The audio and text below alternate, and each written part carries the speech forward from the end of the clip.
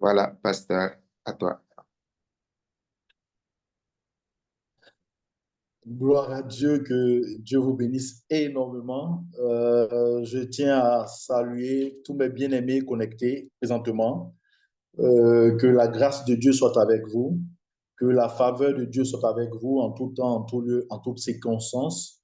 Et je dis merci à Dieu pour cette rencontre-là que nous avons ce soir, afin de pouvoir nous édifier les uns les autres et que nous apprenons de la part du Seigneur pour avoir des mariages heureux, pour avoir des mariages épanouis, pour avoir des mariages bénis et que toute la gloire revienne vivement à Dieu. Ce soir, nous allons parler autour du thème Femme, sois soumise à ton mari. Marie, aime ta femme comme Christ a aimé l'Église.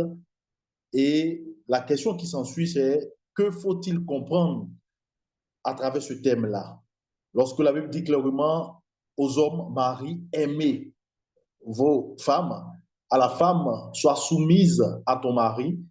Qu'est-ce qu'on doit comprendre? Qu'est-ce qu'on doit retenir? Qu'est-ce qu'on doit, je vais dire, arrêter dans notre mémoire, arrêter dans notre manière d'agir dans le foyer, afin de connaître un foyer bienveillant, un foyer heureux pour la gloire de Dieu. Et nous allons, sans plus tarder, lire dans Éphésiens 5, à partir du verset 22 au verset 25. Je reprends pour ceux qui nous suivent. Éphésiens 5, du verset 22 au verset 25. La Bible dit, femmes, soyez soumises à vos maris comme au Seigneur, car le mari est le chef de la femme, comme Christ est le chef de l'Église, qui est son corps et dont il est le sauveur. Or, de même que l'Église est soumise à Christ, les femmes aussi doivent l'être à leur mari en toutes choses. Marie, aimez vos femmes comme Christ a aimé l'Église et s'est livré lui-même pour elle. Amen. Et je vais encore aller dans le livre de Colossiens. Colossiens 3, à partir du verset 18 au verset 19, qui dit ceci, femmes, soyez soumises à vos maris comme il convient dans le Seigneur. Marie, aimez vos femmes et ne vous aigrissez pas contre elles. Amen. Que Dieu vous bénisse. Ouais, ce soir, je voudrais que nous marquons une pause importante sur ces versets-là et que cela nous serve d'exemple dans notre foyer pour ceux qui sont mariés, que vous puissiez marcher en fonction de cela. Pour toutes ces personnes-là qui aspirent au mariage, que vous retenez ces choses-là et une fois engagés dans le mariage, que vous marchez en fonction de cela pour que la gloire revienne vivement à Dieu. Regardez bien, je voudrais que nous nous arrêtons sur l'ossature, sur la morphologie de ces versets-là. Regardez bien, la Bible dit clairement, femmes, soyez soumises à vos maris. Et la Bible dit, Marie, aimez vos femmes.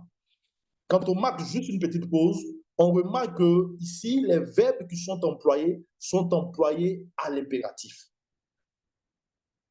Soyez soumises pour la femme. Marie, aimez vos femmes. Donc, du coup, nous remarquons que l'ordre ici nous est donné dans notre ménage, dans notre foyer, de marcher en fonction de ce qui est dit. Ce qui est dit ne vient pas d'un homme, que ce soit pour la femme qui doit être soumise, que ce soit pour l'homme qui doit aimer sa femme. Ces choses-là ne viennent pas des hommes, mais ces choses-là viennent de Dieu. Ce sont des recommandations que Dieu nous donne dans notre ménage pour la réussite de notre ménage. Nous devons comprendre que si nous, nous estimons enfants de Dieu, il y a une feuille de route que nous devons suivre afin d'être des modèles dans notre mariage.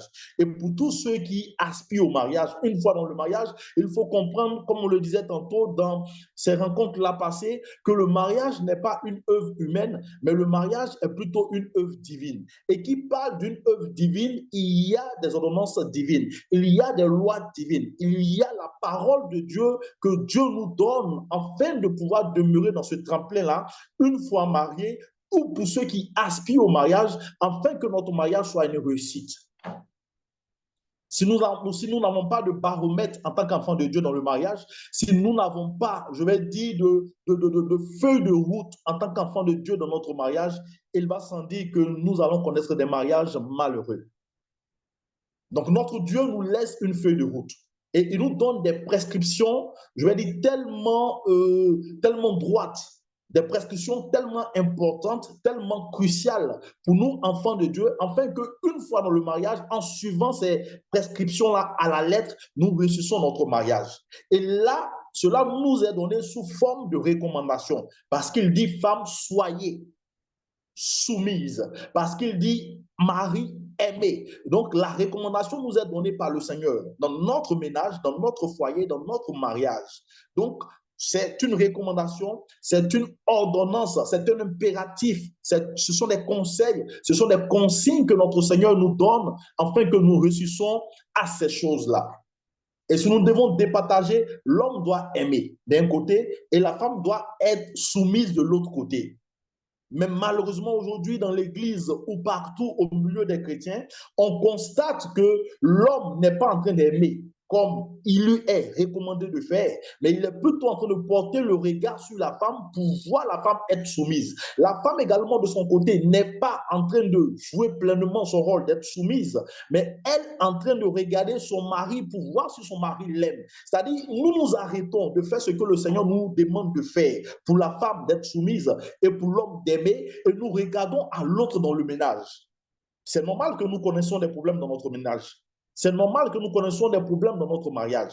C'est normal que les choses n'aillent pas dans le bon sens dans notre mariage parce que d'un côté ou de l'autre côté, l'homme qui est le mari ou la femme qui est l'épouse n'est pas en train de jouer pleinement son rôle. C'est-à-dire la femme ne joue pas son rôle, l'homme également ne joue pas son rôle. Le Seigneur nous appelle en tant que conjoint à avoir des rôles différents dans l'intérêt du couple. Donc, la femme, de son côté, doit apprendre à être soumise. Et ce n'est pas, je vais dire, l'homme qui lui demande de faire ça. Ce n'est pas son mari qui lui demande de faire ça, mais c'est le Seigneur qui l'emmène à savoir que pour la bonne marche de son foyer, en tant que femme, elle doit apprendre à être soumise. Et l'homme également, de son côté, ce n'est pas sa femme qui lui exige cela, mais c'est Dieu d'abord qui lui exige d'être en train d'aimer sa femme pleinement. Donc, pour l'homme, le mari qui aime sa femme, pour la femme qui est soumise à son mari, d'abord, c'est une obéissance première à Dieu. Vous comprenez? C'est une obéissance première à Dieu. Dans notre ménage, dans notre foyer, lorsque la femme continue d'être soumise ou apprend à être soumise ou joue pleinement son rôle d'être soumise et que l'homme de son côté également joue pleinement son rôle d'aimer sa femme, les deux obéissent pleinement à Dieu d'abord. Et il est important que vous puissiez comprendre ce soir que l'homme ou la femme, pour réussir son ménage ou pour réussir sa mission d'aimer pour l'homme ou d'être soumise pour la femme, il faudrait que les deux entités soient d'abord soumises à Dieu. Si l'homme apprend à être soumettre pleinement à Dieu, il lui sera facile d'aimer la femme. Si la femme apprend à être soumise pleinement à Dieu, il lui sera facile d'être soumise à son époux. Vous comprenez? Donc d'abord, cela est donné par obéissance à notre Seigneur. Dans notre ménage, l'homme qui est en train d'aimer sa femme est celui qui obéit premièrement à Dieu. La femme qui est en train d'être soumise à son homme, elle obéit premièrement à Dieu. Mais malheureusement, nous voyons dans des foyers une concurrence ça et là. C'est-à-dire que la femme arrête d'être soumise parce qu'elle estime que l'homme, son mari, ne l'aime pas. L'homme arrête d'aimer parce qu'il estime que sa femme ne lui est pas soumise. C'est-à-dire on arrête de plaire à Dieu parce que quelque part, on estime que la chose qui devrait être faite n'est pas en train d'être faite dans le foyer. Et là, nous péchons pleinement contre Dieu. Peu importe la situation, peu importe les circonstances, l'homme doit continuer à aimer sa femme et la femme doit continuer pleinement à être soumise, je vais dire, à son mari pour le bien-être du ménage, pour le bien-être du mariage. Lorsqu'on parle d'aimer sa femme pour l'homme, dans l'amour que l'homme doit avoir pour sa femme, il y a le don de soi. L'homme doit se donner. Lorsque l'homme aime sa femme, c'est un sacrifice qu'il fait pour sa femme. L'homme doit se donner pleinement. Et je dirais en première position, dans l'amour que l'homme ressent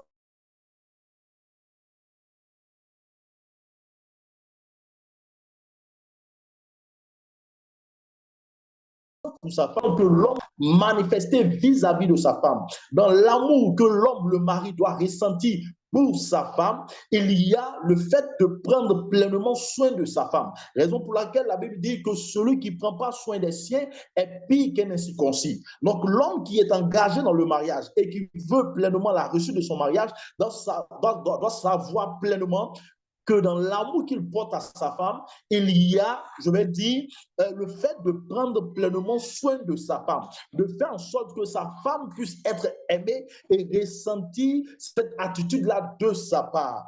Et quand on parle de prendre soin de sa femme, l'homme doit demeurer dans l'amour qu'il ressent pour sa femme, un protecteur.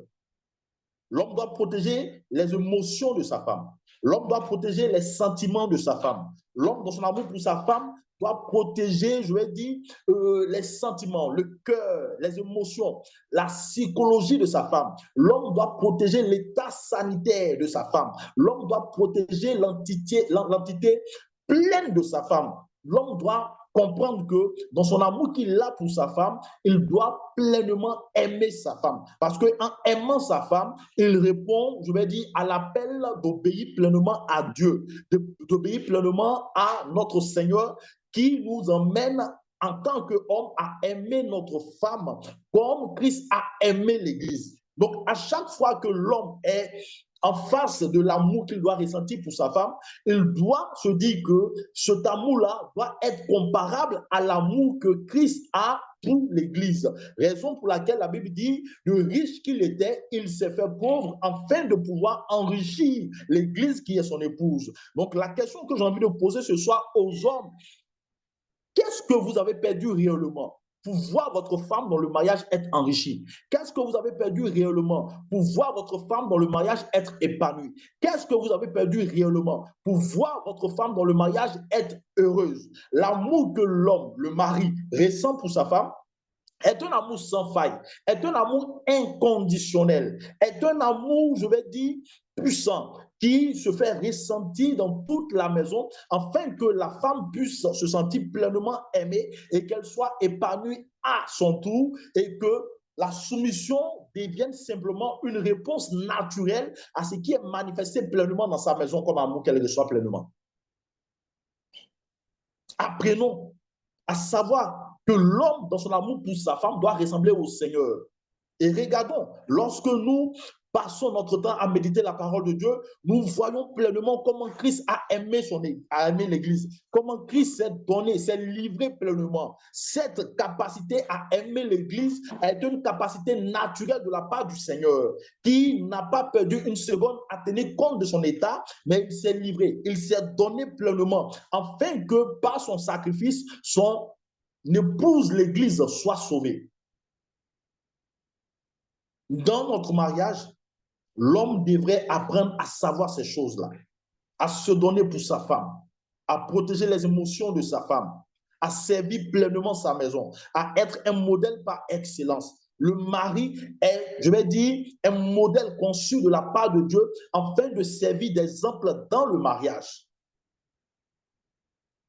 Et l'homme ne devrait pas arrêter d'aimer sa femme en cas de colère. Même dans la colère, l'amour de l'homme pour son épouse doit continuer à y être, afin que sa femme se sente pleinement aimée et qu'en retour, elle puisse également jouer sa partition.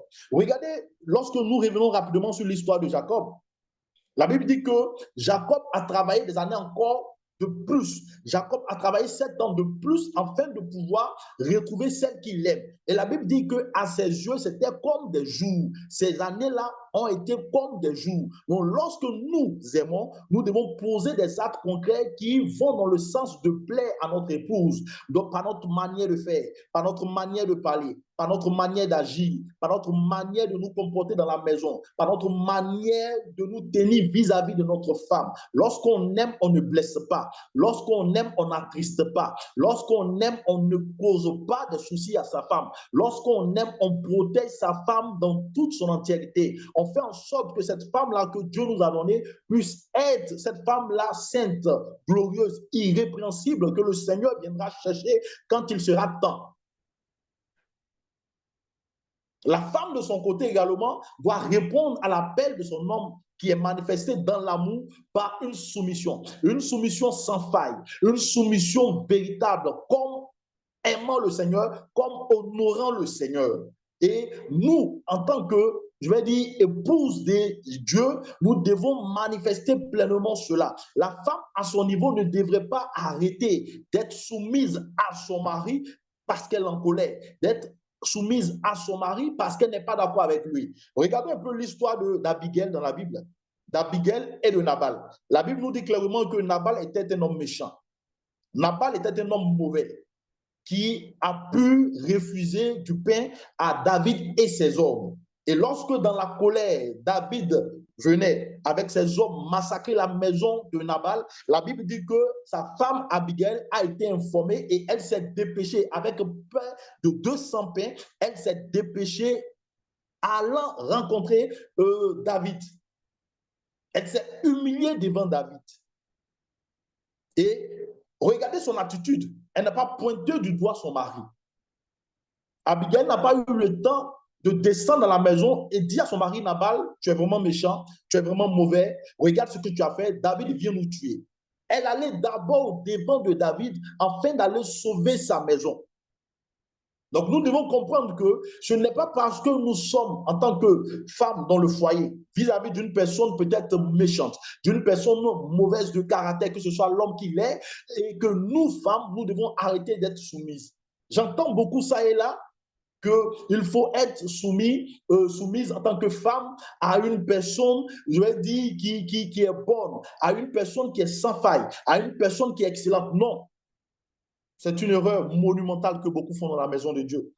Voilà pourquoi dans le ménage, dans le foyer, il y a beaucoup d'histoires à n'en point finir. Il y a beaucoup de palabres, il y a beaucoup de querelles. La femme, peu importe la situation, doit continuer à être soumise à son épouse. Il faut comprendre que la soumission que la femme porte à son épouse n'est pas une œuvre humaine, mais c'est une œuvre divine. En étant soumise à son épouse, premièrement, la femme honore d'abord Dieu. Et s'il y a lieu de recadrer cela, s'il y a lieu d'ajuster cela, Dieu parlera à sa fille afin qu'elle puisse recadrer sa manière d'être soumise. Mais d'abord, la soumission ne devrait pas s'arrêter parce qu'on a en face de soi un mari qui est méchant, un mari qui est mauvais. Abigail ne s'est pas arrêtée sur le chemin pour dire, écoute, aujourd'hui, je stoppe ma soumission à mon mari et je vais continuer demain quand il va changer d'attitude. Non, Abigail est restée cette femme-là soumise, peu importe le caractère de son mari, et elle allait sauver son mari. Et la Bible nous dit par la suite, quand elle est revenue à la maison, elle n'a pas, pardon, je m'excuse, elle n'a pas créé des histoires avec son mari. Elle a laissé son mari qui était en fête continuer à fêter. Et la Bible dit, c'est le lendemain matin qu'elle informait son mari de la situation. Et la Bible ne mentionne nulle part que Abigail a été insolente. Abigail a été irrespectueuse vis-à-vis de son mari. La Bible dit qu'elle a simplement fait part de la situation à son mari et son mari, quelques temps plus tard, a été frappé par Dieu lui-même. Par Dieu lui-même qui a jugé bon de frapper cet homme-là parce qu'il était un homme vraiment méchant, un homme qui n'était pas à la à la cause du Seigneur. Donc, vous voyez que Abigail est restée zen dans sa position de continuer à honorer, à être soumise à son époux. Donc, j'ai envie de dire ce soir aux frères, aux sœurs, aimez votre épouse comme la Bible vous le demande. Soyez soumise à votre mari comme la Bible le demande. C'est d'abord une obéissance à Dieu. Et pour réussir cela, que ce soit l'homme ou la femme, les deux entités doivent être soumises d'abord à Dieu. Le cœur de chacun d'entre nous doit être soumis à Dieu afin que Dieu accomplisse pleinement son rôle dans notre cœur et que nous soyons à même d'être des modèles dans notre mariage. Donc, il est important de savoir que la soumission dont la Bible exige de la femme demande encore à la femme l'acceptation de l'autorité de son mari, l'acceptation du leadership de son mari, l'obéissance pour la femme à son mari, le respect de la femme à son mari. Et la femme ne devrait pas arrêter, comme je l'ai dit tantôt, d'être soumise à son mari parce qu'elle estime que son mari n'est pas en train de faire de bonnes choses. Non, c'est à Dieu de juger et c'est à Dieu d'agir. Donc, le mari, qu'il soit celui qu'il est, il doit continuer à aimer sa femme, peu importe les circonstances. L'homme, la femme, pardon, qu'elle soit ce qu'elle est, elle doit continuer pleinement à honorer, à être soumise à son mari, peu importe les circonstances, et laisser notre Dieu juger, et laisser notre Dieu trancher. La soumission de la femme, vous voyez que cela, dans le mot soumission, cela englobe être sous la mission de son homme. Lorsque Dieu crée l'homme, Dieu donne à l'homme une mission. Dieu donne à l'homme un objectif à atteindre. La femme qui se marie à ce dernier-là demeure alors sous la mission de son homme, tout en étant éveillé, tout en étant renouvelé par l'intelligence, tout en étant sage pour dire à son mari, lorsque celui-ci se paie, lorsque celui-ci s'égare, dans la manière, dans la douceur, de revenir sur le droit chemin en aidant son mari à réussir. Donc, la soumission pour la femme est une obéissance à Dieu. L'amour de l'homme pour sa femme est également une obéissance à Dieu. Et nous devons comprendre ces choses-là afin de ne pas marcher comme le monde marche. Dans le monde, une femme qui est soumise à son mari peut peut-être arrêter d'être soumise à son mari parce qu'elle estime que son mari n'est pas bon.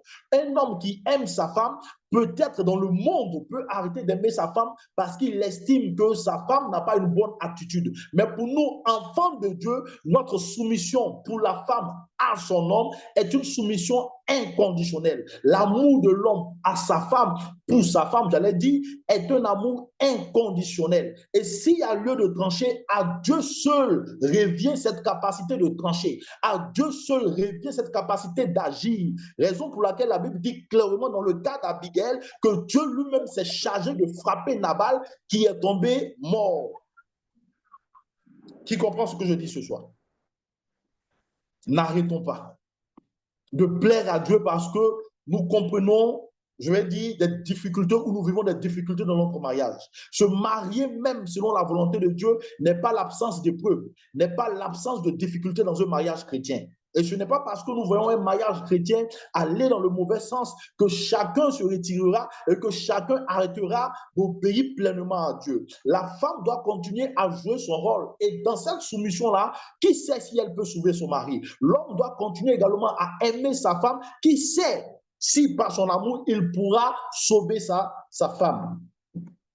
Pour la femme, j'ai envie de dire, comprends pleinement cela. Parce que la Bible nous dit clairement qu'une femme sage bâtit son ménage, bâtit son foyer, bâtit sa maison. N'arrête pas de nourrir ton homme parce que tu es en colère. Sinon, c'est manquer d'être soumise. N'arrête pas, je vais dire, d'aller sexuellement avec ton mari parce que tu es en colère. Sinon, c'est arrêter d'être soumise. La soumission est une obéissance première à Dieu. Et aux hommes, je dirais pleinement, aimez vos femmes. Donnez ce qu'il y a de plus exquis dans votre amour à votre femme. Une femme qui quitte ses parents, une femme qui quitte sa maison et qui devient votre épouse doit mériter pleinement votre amour.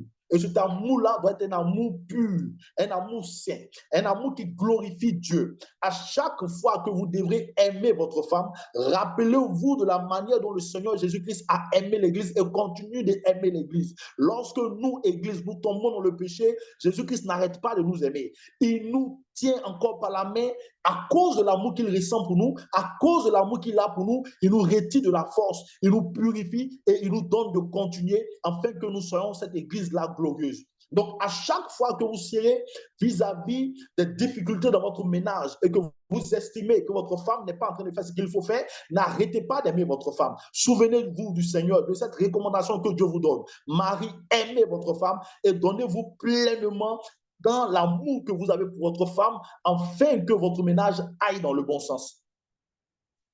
Je voudrais marquer une pause là et demander au pasteur Guérémy Pombou d'intervenir s'il a des choses à dire. Merci beaucoup, pasteur. Ah là là, ce thème pose beaucoup d'interrogations parce que la pensée de Dieu, comme tu as pu le développer, parce que la pensée de Dieu, la création a été déformée. Ça a été déformé et le mariage entre les mains des pasteurs, le mariage entre les mains des hommes, c'est résumé à juste parler de la soumission de la femme. C'est là qu'est né le problème, en fait. Le problème est né parce que les hommes se sont focalisés sur la recommandation principale de ce que Dieu demande à la femme, de se soumettre. Et il est important pour nous, pour bien comprendre le développement de la compréhension de la soumission et de l'amour, il est important de le comprendre dans le contexte biblique. Si on enlève le contexte biblique, cela va conduire, et cela a conduit à la déformation de la pensée divine lorsqu'il parle de la soumission en particulier, lorsqu'il parle de l'amour de l'homme également. Il faut déjà dénoncer une chose. Hein. Il faut qu'on soit courageux pour dénoncer une chose, la chose qui concerne l'erreur de l'Église, d'avoir focalisé les enseignements sur le mariage uniquement, en grande partie sur la soumission de la femme. Ça a été une grosse erreur de l'Église parce que bibliquement, on ne peut pas parler de la soumission sans parler de la femme, sans parler de l'amour de l'homme comme Christ a aimé l'Église. Donc l'Église a commis cette erreur de se focaliser uniquement sur la soumission de la femme.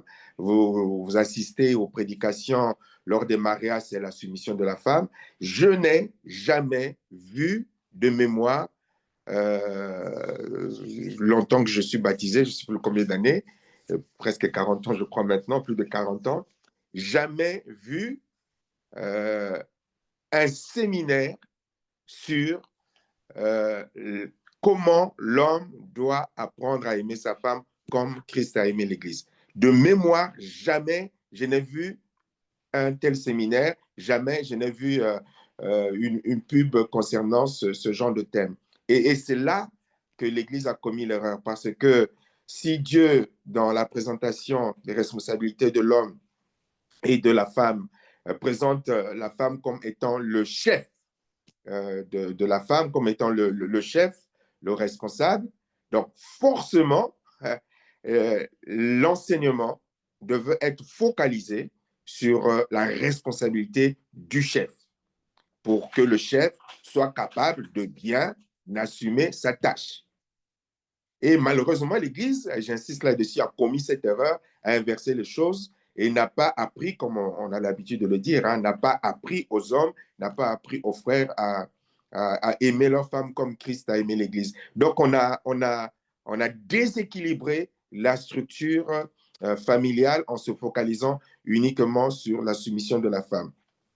Pourquoi ce déséquilibre est né? Ce déséquilibre est né du fait de l'introduction de la tradition et de la culture, et ainsi que l'influence des blessures intérieures dans le fonctionnement de l'être humain. C'est-à-dire que beaucoup de pasteurs, beaucoup d'enseignements, même s'il est question de la parole de Dieu, mais ils ont une explication de la soumission et du rôle de l'homme et du rôle de la femme selon la tradition, selon la culture, je vais l'exprimer et l'expliquer et le démontrer tout à l'heure, selon la tradition et la culture, et ce qui vient créer un désordre dans la compréhension biblique de ces deux responsabilités. Donc, il faut faire attention lorsqu'on parle de la soumission, lorsqu'on parle de l'amour de l'homme, de faire attention à la tradition, de faire attention à la culture et aussi de faire attention aux blessures intérieures qu'on a pu avoir lorsque on a grandi avec des blessures de rejet, on a grandi avec des blessures d'humiliation. Nous le voyons tous, hein, dès qu'on nous confie une petite responsabilité, dès qu'on dit, Pasteur Guy-Rémy Pambou, c'est toi le chef, alors on a cette compréhension du mot chef. Vous savez, en Occident, la compréhension du mot chef n'a pas la même signification que chef en... Moi, je suis du Congo-Brazzaville, chef en Afrique, un chef au Congo. Quand on appelle quelqu'un chef, on a l'impression qu'il est le Dieu Tout-Puissant. D'ailleurs, on le voit, dès qu'on confie une responsabilité à certaines personnes blessées, on le voit au niveau politique dans nos pays. Dès que quelqu'un est nommé ministre, dès que quelqu'un est nommé directeur, dès que quelqu'un a une responsabilité sur d'autres personnes, mais il devient tortionnaire, qui ne pense qu'à son propre bonheur, qui ne pense qu'à ses propres intérêts. Il oublie que lorsqu'on est chef, lorsqu'on a la responsabilité, c'est pour le bonheur de toute l'équipe. Et le premier à qui on demande des comptes, c'est le chef, ce n'est pas les employés qui sont là. Et donc, cette compréhension culturelle traditionnelle et selon les blessures de la compréhension de soumission, compréhension de chef, cette mauvaise compréhension qui fait qu'on a une mauvaise vision du fonctionnement du foyer tel que Dieu le veut. Alors, d'où l'importance pour bien comprendre ces deux responsabilités, de toujours revenir à la source lorsque Dieu a créé le mariage. Ce dont nous avons parlé lors des deux dernières précédentes émissions. Ces deux éléments importants, si vous les écartez, vous n'allez pas comprendre ce que Dieu demande à la femme et ce que Dieu demande à l'épouse, au mari. Ces deux éléments, c'est quoi? Lorsque Dieu va créer le mariage, il va dire, il n'est pas bon que l'homme soit seul. Je vais lui donner une aide semblable. Nous avons expliqué ce que cela implique. Donc, une aide. Donc, déjà, Dieu vient dire, je donne une aide semblable. Dieu n'a pas dit une aide inférieure et que toi, l'homme, tu as une aide supérieure et que toi, la femme, tu as une aide inférieure. Dieu dit, je donne une aide semblable. C'est-à-dire que tu es la main gauche, la main droite, je te donne la main gauche. Donc, égalité, aide semblable, aide qui se ressemble, aide de même niveau, aide mettez tout ce que vous voulez de même compétence, mais en tout cas, l'aide que Dieu donne à l'homme, c'est une aide semblable. Comme si Dieu savait que dans la mentalité de l'être humain, si je ne précise pas cet adjectif, ben, l'homme va forcément penser que je lui apporte une aide mineure et que lui, il est là le grand patron et l'autre ne va apporter que 2%. Mais Dieu précise, et c'est important, je donne une aide semblable. Deuxième élément important, c'est que Dieu précise dans la présentation du mariage que vous allez former une seule chair. Une seule chair, une seule personne, tout en un. Donc, un seul être inséparable. C'est important que ces deux éléments soient compris pour bien discerner la vision de responsabilité de chacun dans le foyer. Donc, aide semblable, une seule chair. Aide semblable, une seule chair. Lorsqu'on est une seule chair, on ne peut pas séparer les choses. Donc, partant de là, on comprend que la soumission et la soumission de la femme et l'amour de l'homme, il ne faut pas le séparer. C'est deux pieds qui sont inséparables. Le foyer est comme un édifice, comme une personne qui a les deux pieds, un seul être qui, pour se mouvoir, a besoin de ces deux pieds. Ces deux pieds, Dieu va les donner, c'est la soumission et l'amour. Et pour que le mariage, pour que le foyer soit une structure de paix, de bonheur et de joie, chacun des membres du foyer, qui désormais sont devenus une seule chair, travaille, collabore en sorte que chacun accomplisse sa tâche. Si je veux avancer, quand il y a besoin du pied gauche, c'est le pied gauche. Quand il y a besoin du pied droit, c'est le pied droit. On avance. On avance. Le pied gauche et le pied droit sont des aides semblables. La main gauche, la main droite, des aides semblables, complémentaires.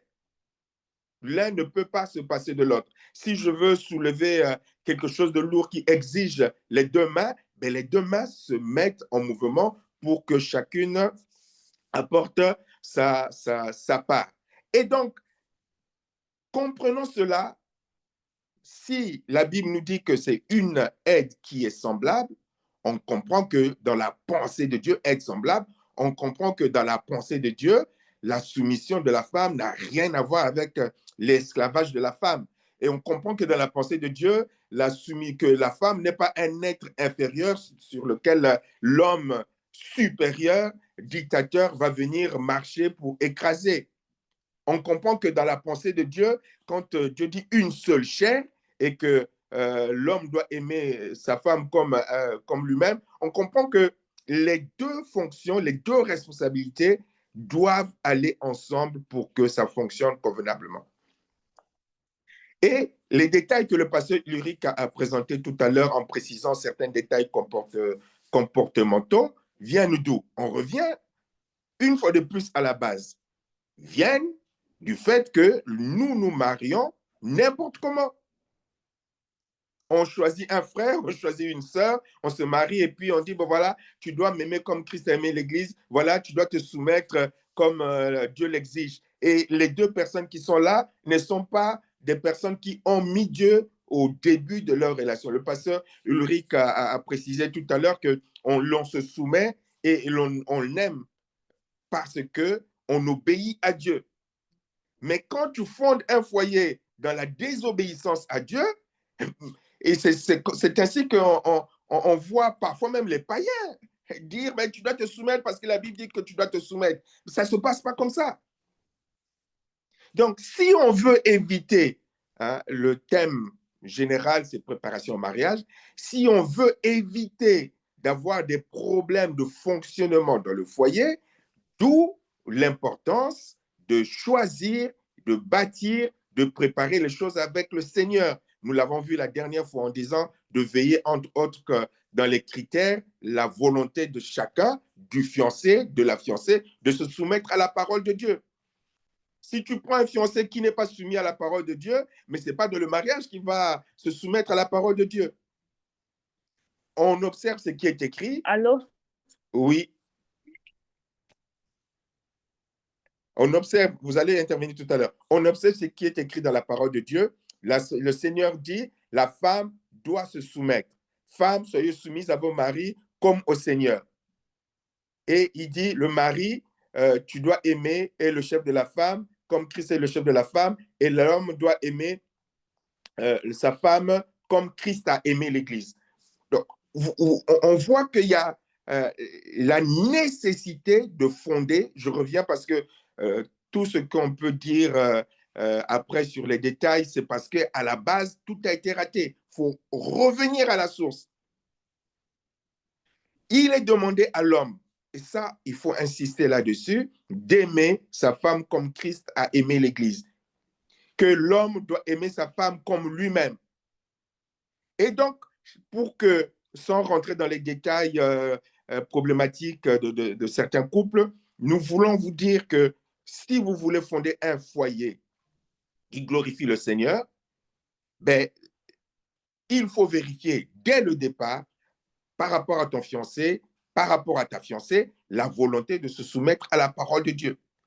Pour comprendre pour que chacun puisse réaliser que dans la préparation du mariage, que l'homme que j'ai en face de moi n'est pas dans un fonctionnement culturel, n'est pas dans un fonctionnement traditionnel, n'est pas dans un fonctionnement de blessé intérieur qui va me considérer moi comme femme, comme étant son esclave, la personne sur laquelle il va marcher, la personne sur laquelle il peut cracher, qu'il peut piétiner sans que je n'ai rien à dire. Tu dois vérifier que l'homme que tu es en train de poser, l'homme que tu veux épouser, est un homme qui a compris l'amour que Dieu a pour l'Église, l'amour que Jésus a pour l'Église, parce que Dieu lui demande d'aimer sa femme comme Christ a aimé l'Église. C'est pour ça que j'ai l'habitude de dire que entre la femme et l'homme, celui qui a la plus grande responsabilité, la plus lourde et le plus grand devoir, c'est l'homme, parce que Dieu lui demande d'aimer sa femme comme Christ a aimé l'Église.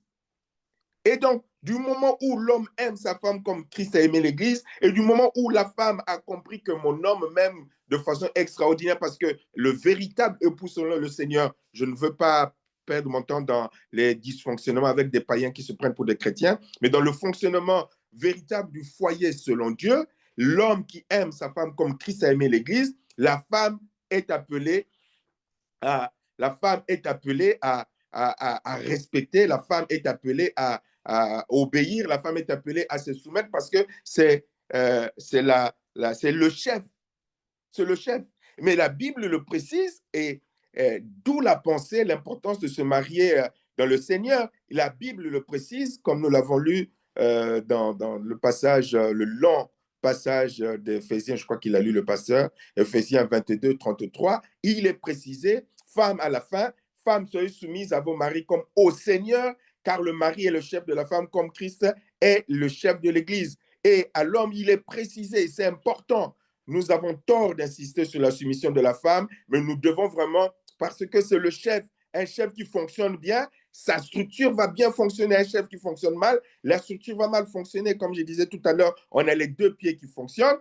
Un foyer doit être un foyer heureux et stable. Si un pied est coupé, le foyer ne peut pas fonctionner qu'avec une femme qui est soumise, ou ne peut pas fonctionner qu'avec un homme qui aime sa femme comme Christ aimait l'Église. C'est un foyer qui va être déséquilibré, qui va être source de problèmes. D'où l'importance encore, on insiste là-dessus, pour vous qui voulez vous préparer au mariage, de vérifier la volonté de celui que vous allez épouser. Sa volonté, c'est soumettre à la parole de Dieu. Vérifiez au mari, il est dit au mari, Marie, aimez vos femmes comme Christ a aimé l'Église et s'est livré lui-même pour elle, afin de la sanctifier par la parole, après l'avoir purifiée par le baptême d'eau, afin de faire paraître devant lui cette Église. Donc, cette femme, donc quand tu es en responsabilité d'une épouse dont tu es le chef, tu dois faire en sorte que, comme l'Église, cette Église, afin de faire paraître devant lui cette femme ou cette Église glorieuse, sans tache, ni ride, ni rien de semblable, mais sainte et irrépréhensible. C'est-à-dire que Dieu attend de l'homme qu'il fasse tout ce qu'il doit faire, tout ce qu'il peut faire, afin que sa femme soit épanouie, afin que sa femme soit heureuse, afin que sa femme soit magnifique, afin que cette histoire, parfois on dit non, non, c'est la femme sage qui bâtit sa maison. Oui, c'est vrai, mais la grande responsabilité a été donnée à l'homme. Tu dois tout faire. L'homme à la femme, il dit, aime, respecte ton mari. Que deux choses. Tu dois aimer ton mari, tu dois te respecter ou te soumettre à ton mari. Mais à l'homme, il lui est demandé, et c'est là où nous, les hommes, nous devons prendre cette responsabilité en tant que chef pour que notre structure fonctionne convenablement, pour que notre foyer fonctionne convenablement, de tout faire lorsqu'on le voit, et de tout faire comme Christ a fait pour l'Église. Quand un homme, c'est peut-être là la difficulté qui fasse que les hommes n'arrivent pas à être des bons maris, parce qu'ils n'ont pas compris le sens de l'amour de Dieu que Dieu a manifesté pour l'Église. Ils n'ont pas compris le sens de la patience de Dieu à l'égard de l'Église. Ils n'ont pas compris l'investissement extraordinaire et l'espérance permanente que Dieu a à l'égard de l'Église. Et c'est ça aussi qu'il faut expliquer. Donc, si on a un homme, hein, pas séparer les deux. Si tu vérifies pour les préparations de ton mariage, moi je reviens à notre thème principal, tu te prépares au mariage en vérifiant, voilà ta responsabilité d'homme, voilà mon devoir d'homme, voilà mon cahier de charge en tant qu'homme, voilà ton cahier de décharge. Il n'y a que 2 points pour la femme. Hein. 2 points, soumission, respecte son mari, soumission, respecter son mari, aimer son mari. Elle est 3 points, si on résume. Mais l'homme, voilà tes multiples tâches qui font de toi le chef de la femme et qui fera en sorte que ton foyer soit heureux. Mais nous, les hommes, les maris, n'assumons pas cette tâche. Nous jouons souvent au rôle de maître, de dictateur, de chef, de roi. Nous croisons les bras. Nous ne nous investissons pas convenablement comme Dieu veut que nous soyons investis, afin que le foyer, la femme, les enfants, et si tu dois mourir au travail, n'est-ce pas? Tu vas mourir au travail, mais ton rôle, ton but, c'est de tout faire pour que cette femme que tu as épousée soit heureuse, soit joyeuse. Tu vis pour cela. Et Dieu donne ses principes. Tu dois aimer ta femme comme toi-même. Donc, si dans les préparations au mariage, chacun, le fiancé et la fiancée, veille à cela, quand on dit préparer au mariage, c'est examiner ça. Mais souvent, les chrétiens, vous vous préparez au mariage, vous n'examinez pas ça, vous vous préoccupez de quelle tenue je veux porter, quelles chaussures je veux porter, combien d'invités je veux avoir, quelle fête je veux avoir, à qui je veux fermer les yeux, à qui je vais épater. On oublie le plus important pour réussir le foyer, parce que Dieu veut que nous soyons heureux dans le ménage. On oublie le plus important, c'est de vérifier que celui que tu vas épouser a compris sa responsabilité biblique et sa tâche principale. Voilà ce que je voulais dire, pasteur Ulrich.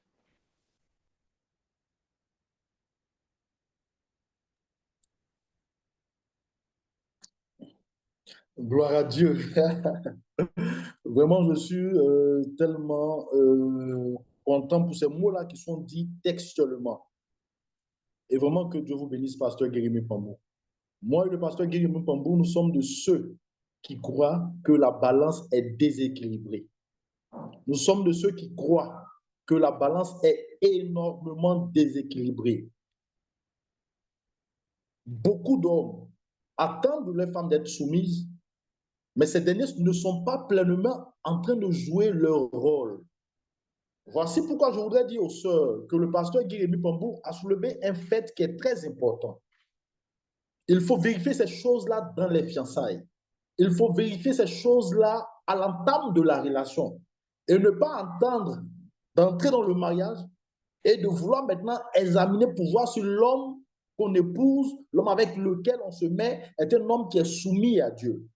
Parce que le véritable chrétien qui devient un époux saura aisément aimer sa femme. Mais pour celui qui a du mal à se convertir véritablement, celui qui a du mal à être lui-même soumis véritablement au Seigneur, ne saura pas aimer sa femme pleinement comme il le faut. Et je le dis, je le répète, du fait d'être soumise à son mari, du fait d'aimer sa femme, la plus grosse tâche, la plus lourde responsabilité incombe à l'homme d'aimer sa femme. Et moi, j'ai envie de dire, et je répète à qui veut l'entendre, si les hommes chrétiens véritablement convertis s'exercent à aimer leur femme, les foyers chrétiens iront de plus bien de l'avant et seront des foyers exemplaires. Bien vrai que la femme devrait jouer son rôle. Bien vrai que la femme devait être soumise. Mais j'ai envie de dire, si les hommes réalisent l'ampleur de la tâche qui leur incombe, on ne sera pas en train de faire des débats inutiles, en fait. Je me rappelle lorsque j'ai dit à un homme de Dieu que la plus lourde responsabilité dans le mariage incombe à l'homme. Parce que l'amour de l'homme est comparé à l'amour que Christ a eu pour son Église et continue d'avoir pour son Église. Le pasteur m'a dit simplement, j'ai un problème émotionnel et lui, il estime que ce que je dis n'est pas raisonnable. Je l'ai dit ouvertement, c'est ce qui fait qu'aujourd'hui, nous connaissons, je l'ai dit, ces problèmes en un point fini dans le foyer. Et le combat est un combat qui est profond. J'ai envie de vous dire ce soir, parce qu'aujourd'hui, pour des pasteurs qui sont remplis d'amertume, qui sont remplis de blessures intérieures, qui ne sont pas encore guéris véritablement, c'est difficile pour eux d'admettre cela. Moi, j'ai envie de dire, quand vous voyez d'un côté l'amour qu'on demande à l'homme, tel que Christ a aimé l'Église, et la soumission qu'on demande à la femme, mais je veux dire, il y a un écart énorme. Suivez-moi très bien. Quand on dit à l'homme, le mari aime sa femme, j'ai envie de dire à quelqu'un ce soir, aimer sa femme pour l'homme, comme Jésus a aimé l'Église, c'est accepter et savoir sacrifier une partie de soi qu'on estime tant pour rendre sa femme sur une base quotidienne heureuse en prenant convenablement soin d'elle. Aimer sa femme pour l'homme, il faut, me suivre encore, c'est aimer véritablement sa femme en s'appliquant à l'aider en toutes choses dans le ménage, dans la maison, dans la gestion familiale, afin qu'on ait une équipe unie et soudée. Aimer sa femme comme Jésus a aimé l'Église, c'est d'être patient, d'encourager sa femme, d'être toujours à ses côtés, de la supporter pour qu'elle devienne cette épouse stable, raffinée et exquise, comme nous, hommes, exigeons cela parfois dans notre ménage. Aimer sa femme comme Christ a aimé l'Église, c'est d'être ce bras fidèle sur lequel votre femme trouvera la protection, le repos, la paix, l'assurance, le réconfort, l'épanouissement et pourra se réaliser pleinement. Aimer sa femme, c'est manifester un amour agapé. C'est manifester un amour réel, un amour qui est rempli du fruit de l'esprit, la patience, la joie, procurer la joie dans sa maison, procurer la paix à son épouse. Donc, si nous, hommes, nous ne sommes pas en train d'aimer notre femme convenablement, il va sans dire que cette femme-là à qui il était dit de bâtir son foyer ne pourra pas bâtir son foyer parce qu'elle n'aura pas, je vais dire, le matériel, elle n'aura pas toute, je vais dire, sa tranquillité pour pouvoir bâtir son foyer et réussir son foyer. Donc, ce soir, comprenons que ce qui est important, c'est de savoir que le choix ne devrait pas être erroné à la base. Si vous ratez votre choix et que vous vous mettez avec un homme qui ne craint pas Dieu, avec une femme qui ne craint pas réellement le Seigneur, dans le mariage, il sera difficile que cette femme-là soit soumise pleinement et que cet homme-là puisse aimer sa femme comme il se doit. Il est important de ne pas pointer du doigt l'attitude de l'homme, l'attitude de la femme, sans que chacun ne se mette en cause, chacun examine son chemin, se disant, est-ce que ma manière d'aimer ma femme, est-ce que ma manière d'être soumise à mon homme est un signe qui plaît réellement au Seigneur? Si aujourd'hui les hommes s'appliquent véritablement à cet amour-là, comme Christ a aimé l'Église, je vous assure, je vous assure que les mariages chrétiens seront des mariages heureux, des mariages épanouis, des mariages merveilleux. Mais malheureusement, nous sommes dans une église où la société moderne commence à faire son effet. Et là, lorsqu'on parle du leadership, lorsqu'on parle du chef, on veut gouverner dans notre foyer comme est-ce qu'on gouverne dans le monde. On veut gouverner dans notre foyer comme est-ce qu'on gouverne, je vais dire, dans la société. Une gouvernance qui n'a pas véritablement d'amour, qui ne manifeste pas d'amour dans ses paroles, dans ses faits et gestes, dans ses actes.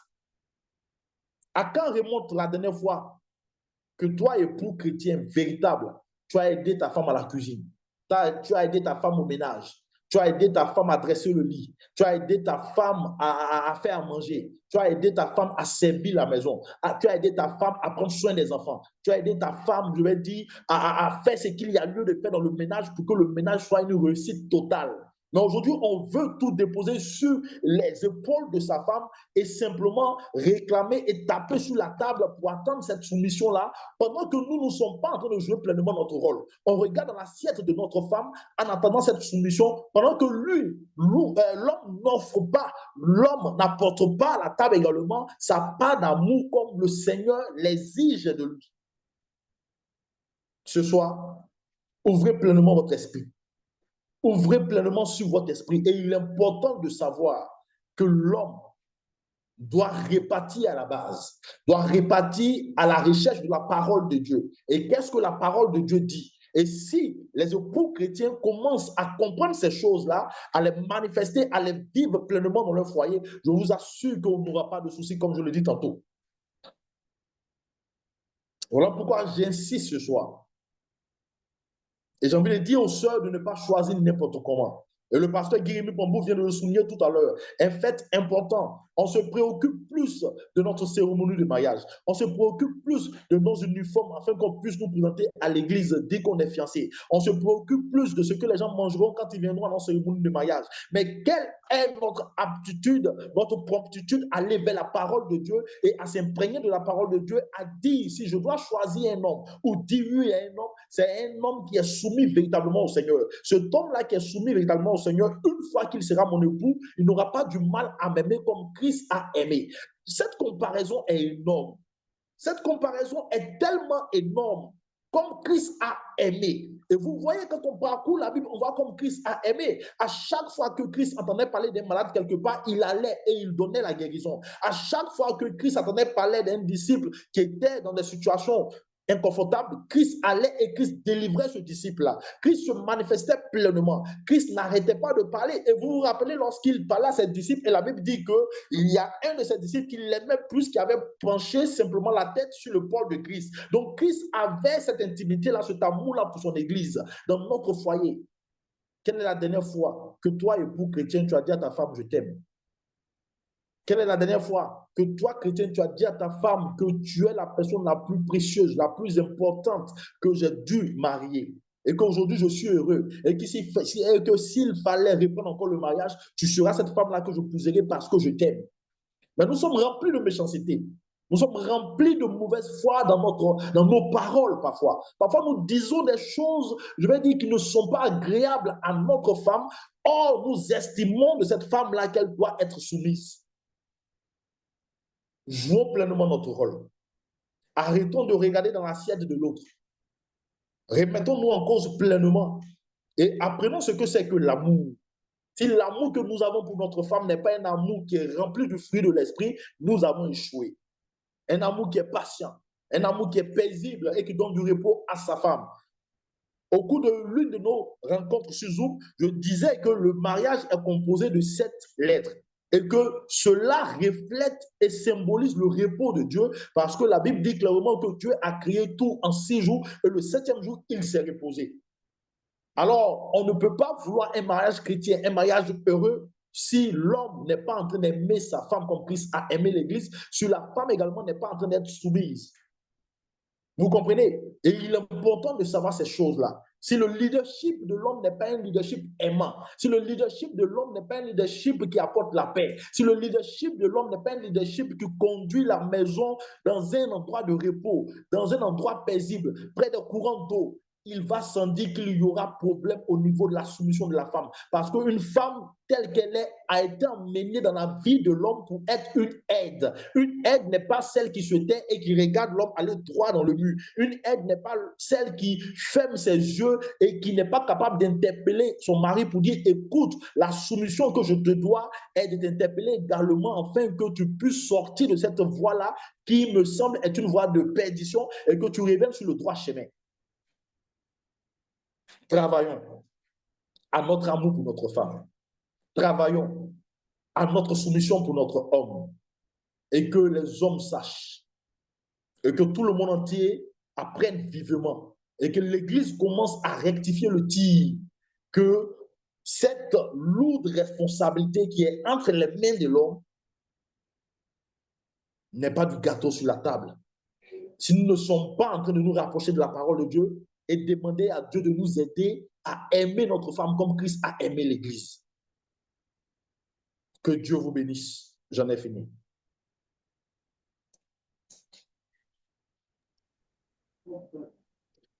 Voilà, pour ne pas faire des redites, si vous avez des questions ou des interventions pour certains d'entre vous, on vous donne la liberté de vous exprimer. Vu qu'il y a des serviteurs de Dieu, s'il y en a, on vous laisse la parole si vous avez des questions à poser. Ouvrez vos micros, exprimez-vous. Bonjour, pasteur. Bonjour. Shalom, shalom. Alors, moi, c'est pas vraiment une question, mais c'est plus, on va dire, un conseil ou une exhortation. Je sais pas, c'est les deux en même temps. Je pense qu'il y a aussi beaucoup de faux semblants, c'est-à-dire qu'avant de se marier, il y a des gens qui ne sont pas véritablement vrais.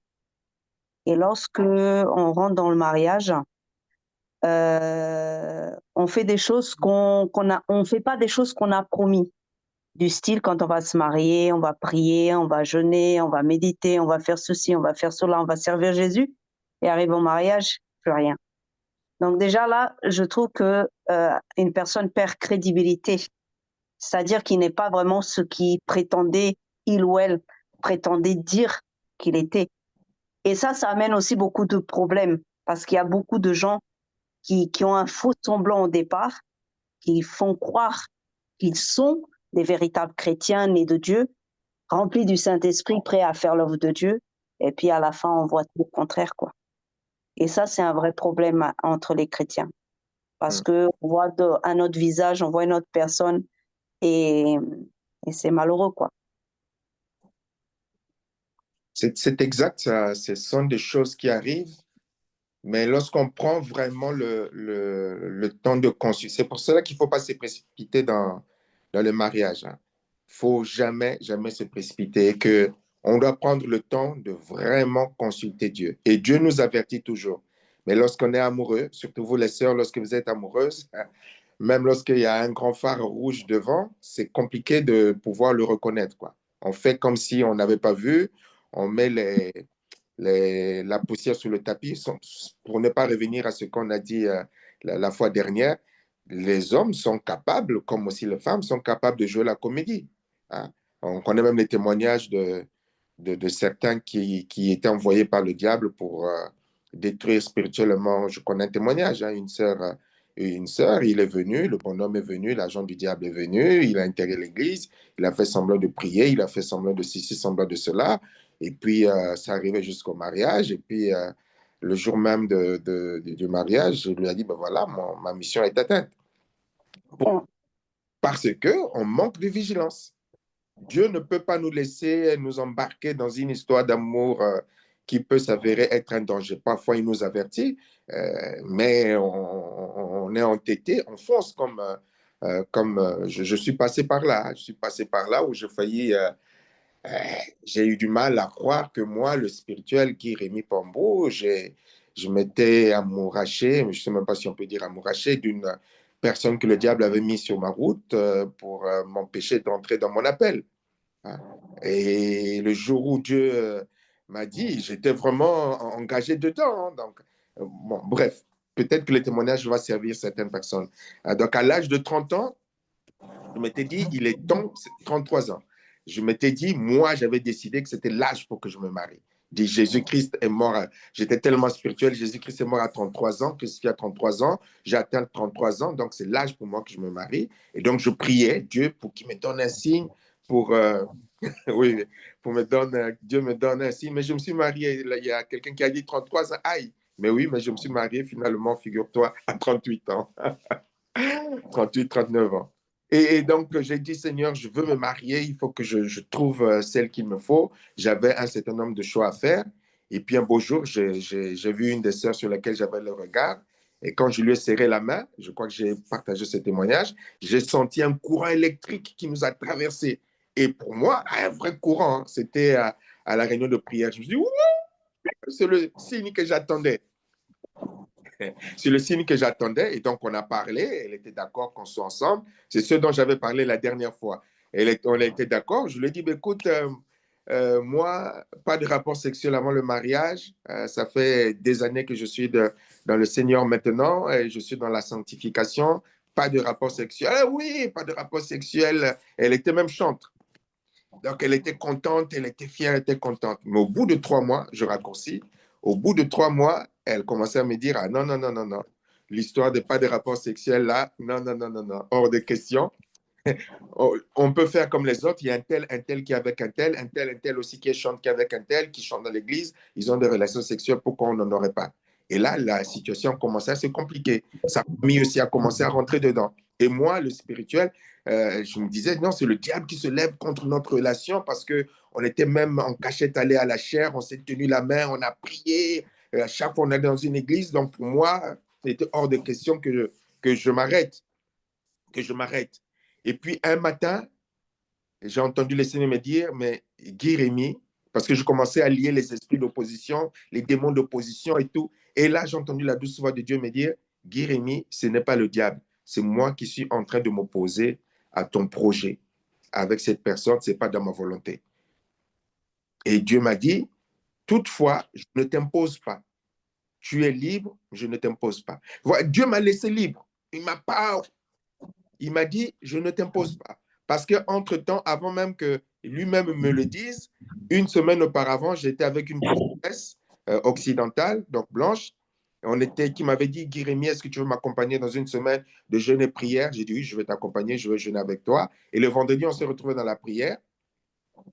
Elle me dit, Dieu me montre que la sœur avec qui tu es, ce n'est pas dans sa volonté.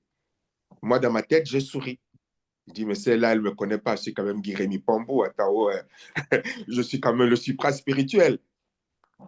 Et donc, c'est le samedi où Dieu va me dire, mais c'est moi qui suis en train de te parler. Ne résiste pas, mais je te laisse libre. Et j'ai dû me soumettre durement parce que j'étais attaché. Mon orgueil a pris un coup. Moi, être trompé comme ça, failli tomber bêtement dans le piège du diable. Moi, Guy Rémy, c'est pas possible. Mais oui, j'ai failli tomber dans ce piège. Je ne sais pas où est-ce que ça m'aura mené. Et après, j'ai appris que cette sœur sortait avec ceux qui avaient des appels pour après éteindre leur appel. Et moi, j'étais tombé là-dedans. Heureusement que j'avais dit pas de rapport sexuel. Heureusement que je me suis soumis à Dieu. Donc, Dieu, d'une manière ou d'une autre, nous avertit. Mais parfois, on est tellement entêté, on s'est tellement engagé, les parents sont au courant, les amis sont au courant, un tel est au courant. Donc, on est prêt à accepter tout et n'importe quoi parce que j'ai un homme, parce que j'ai une femme.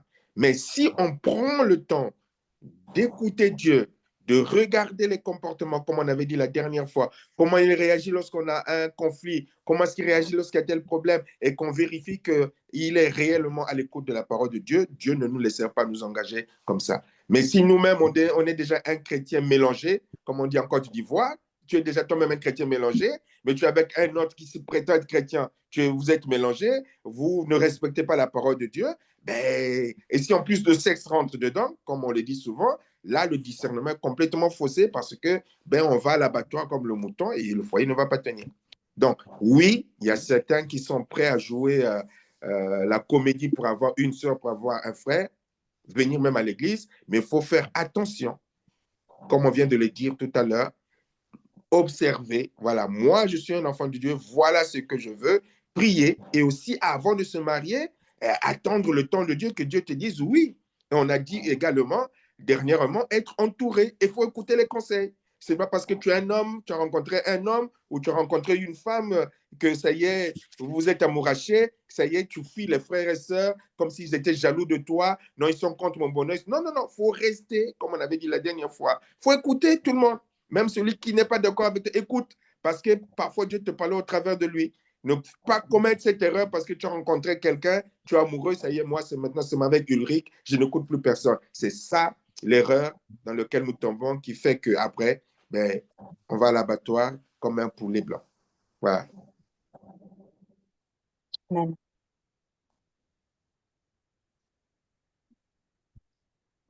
Pasteur Ulrich, tu voulais parler? Non, tout a été déjà dit. Poulet blanc, c'est une image, hein, ma soeur. J'entends une soeur.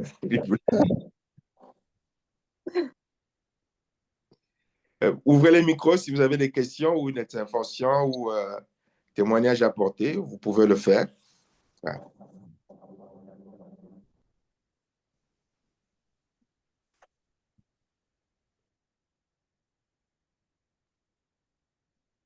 Maintenant, s'il n'y a pas d'intervention, Pasteur Ulrich, tu avais des choses à rajouter?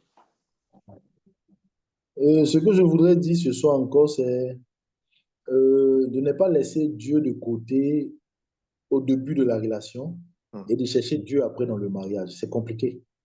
Voilà, c'est compliqué et le témoignage que tu viens de donner est un témoignage tellement édifiant. Moi également, c'est vrai qu'aujourd'hui, je connais un mariage tellement heureux, mais les gens ne savent pas ce que j'ai dû rejeter aussi. Parce que bien avant de croiser mon épouse, j'ai croisé une sœur qui vivait en France. Elle était ivoirienne comme moi, mais sauf qu'elle vivait en France et elle avait déjà la nationalité française. Et quand on s'est vu bien avant de croiser mon épouse actuelle, elle m'a dit, écoute, je veux qu'on se mette ensemble, mais déjà, quand on se mettra ensemble et que tu arriveras en France, sache que je bloque tous tes papiers, je te contrôle totalement. Alors, j'ai vu une personne autoritaire déjà. Et tout de suite, en fait, je lui ai dit, écoute, non, parce que si tu n'apprends pas à me faire confiance, ça ne sert à rien de me mettre avec toi et puis aller vivre la galère là-bas. Je préfère rester là. Et c'est ainsi que j'ai compris clairement que ce n'était pas l'homme indiqué pour moi. Et j'ai dû me défaire. Et c'est ce qui manque à beaucoup de chrétiens aujourd'hui, qui s'engagent, qui engagent déjà leurs sentiments, leurs émotions, sans écouter ce que Dieu a à dire dans le cheminement. Même quand on est dans le cheminement, même quand on est dans les fiançailles, il va dire, Dieu a toujours son mot à dire, jusqu'à ce que le mariage ne se concrétise et ne se réalise réellement. Dieu peut dire au dernier moment, cette personne-là, avec ce signe-là que tu vois, ne sera pas une personne qui te donnera d'être heureux dans le mariage. Donc, ravise-toi, retire-toi de cette relation-là. Et malheureusement, beaucoup n'écoutent pas. Aujourd'hui, on a trop de pasteurs qui parlent de mariage. On a trop de livres qui parlent en bien du mariage. On a trop de séminaires. On a trop de rencontres comme ce que nous sommes en train de faire ce soir. Mais je vais dire que les gens viennent écouter, les gens viennent nous suivre, les gens lisent des livres, les gens vont dans des séminaires. Mais quand il s'agit de choisir, on choisit quelqu'un qui n'a pas le Seigneur. On choisit quelqu'un qui n'est pas soumis.